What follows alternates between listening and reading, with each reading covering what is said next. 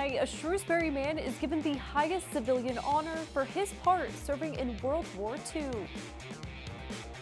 Plus, Governor Charlie Baker visits the city to discuss a new program aimed at helping part-time students with financial aid. Good evening and thanks for joining us. I'm Brittany Schaefer. A World War II veteran from central Massachusetts receives the highest civilian honor. Fewer than 200 people have received the Congressional Gold Medal. 97-year-old Ed Daly says today is a special one for him. Our Rosalind Flaherty joins us live now with more. Rosalind?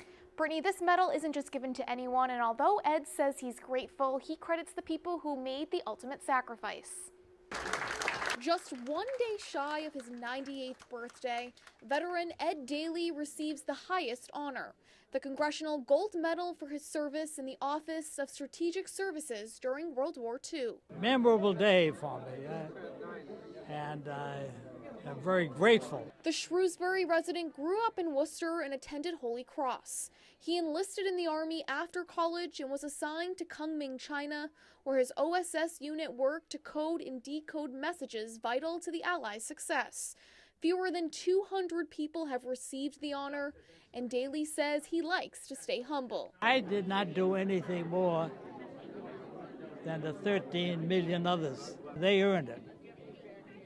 They made the sacrifices. Earlier this year, Congress awarded the men and women of the OSS the honor during a ceremony at the U.S. Capitol. Daly was unable to make it, so Congressman Jim McGovern brought it to him. I want to make sure that he knows that there's a grateful nation out there who appreciates his service to our country. Congressman McGovern says there are fewer than 100 OSS veterans still alive today. Daly says his secret to living to 98 is he has never taken a sip of beer. By accident, one time I was having a ginger ale, and I reached down, and it wasn't a ginger ale, it was a spiked drink. That's as close as I ever came. Now, Ed says he's going to display the medal on a table in his apartment. Rosalind Flaherty, Worcester News Tonight. Identifying the 38-year-old man killed in a car accident on Route 290 in Northborough Sunday night. Police say Michael Suro of Stowe died as a result of a medical issue he had while driving on the highway. He was pronounced dead at a nearby hospital. Suro's Ford Ranger crashed into another vehicle on the highway, and that driver only sustained minor injuries. The accident is still under investigation. A woman and her two pets having a close encounter with a large tree branch Monday. Leicester police sharing this photo after a tree limb falls on this Volvo while a woman was driving down Marshall Street. The car did receive some damage, including a cracked windshield. Police say the car was towed from the scene. They say the woman and her two cats walked away uninjured. Governor Charlie Baker visits Quinsigamond Community College Monday to discuss the Mass Grant Plus program. It will provide additional financial aid for part-time community college students. This represents the first significant expansion of the state's signature financial aid program in more than 2 decades. Our Chandler Walsh was at today's roundtable discussion. She has the story. Governor Charlie Baker and Lieutenant Governor Karen Polito visit with part-time Quinsigamond Community College students. They're talking to them about the challenges they face. These are the students who will benefit from the state's new college scholarship program. More and more of the folks who are going into higher education are working, and they have other family commitments, and we need to have programs that support not just full-time students, but part-time students. And we need to do that in a more robust way. Governor Baker says the funding is the largest increase in the Mass Grants program in 20 years. It provides $7.5 million of aid to low-income community college students. We're finding students have children, some are single mothers, there are other costs. The cost of attendance is pretty significant for any student. And this is a way to defray a good portion of those costs. QCC President Luis Pedraja says up to 1,000 of the school's students will benefit from the grant. He says it allows students to achieve their dreams and not get left behind. They might be able to take an extra class. They might be able to buy the books that they need. They might be able to make more informed decisions about their future. So I think it makes the difference. Chandler Walsh, Worcester News Tonight. Spraying for West Nile virus in the city has been postponed to Thursday due to the forecast. 3 areas in Worcester were originally scheduled to be sprayed Tuesday, but because of the rain, the city will wait. The areas are around Spofford and Massasoit roads. The city says those are areas of concern at the moment. Spraying will begin on Thursday after sunset until 11 p.m.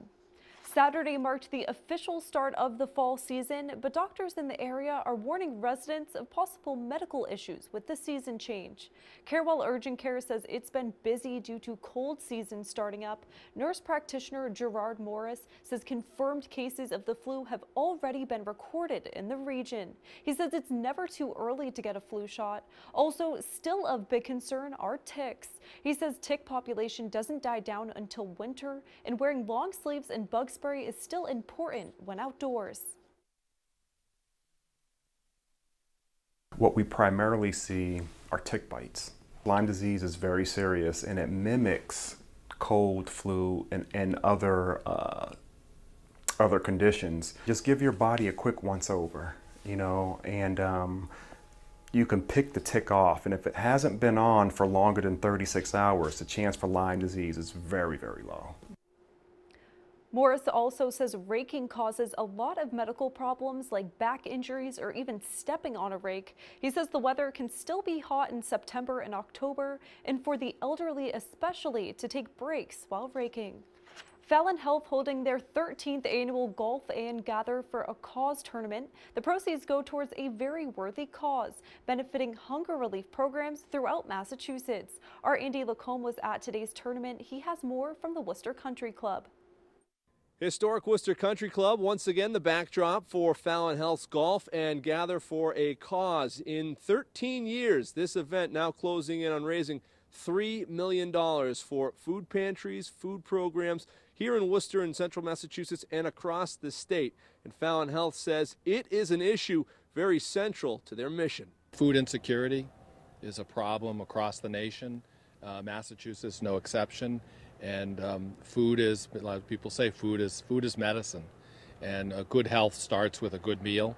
And so we embrace this cause as a company. Every year we continue to see more needs. So, it's there. It's not, the numbers aren't reducing, the numbers are growing. Families continue to struggle. I know that the economy is in a good place, but families are still struggling because with the economy, the cost of living is higher and families struggle. Fallon Health is expecting to raise $230,000 today, and it is their largest fundraiser of the year. Coming up tonight at 10, we'll tell you about how the money here is used to feed families in central Massachusetts. And Charter TV3, once again, a media sponsor of today's Golf and Gather for a Cause. For now, I'm Andy Lacombe reporting from Worcester Country Club, Worcester News Tonight.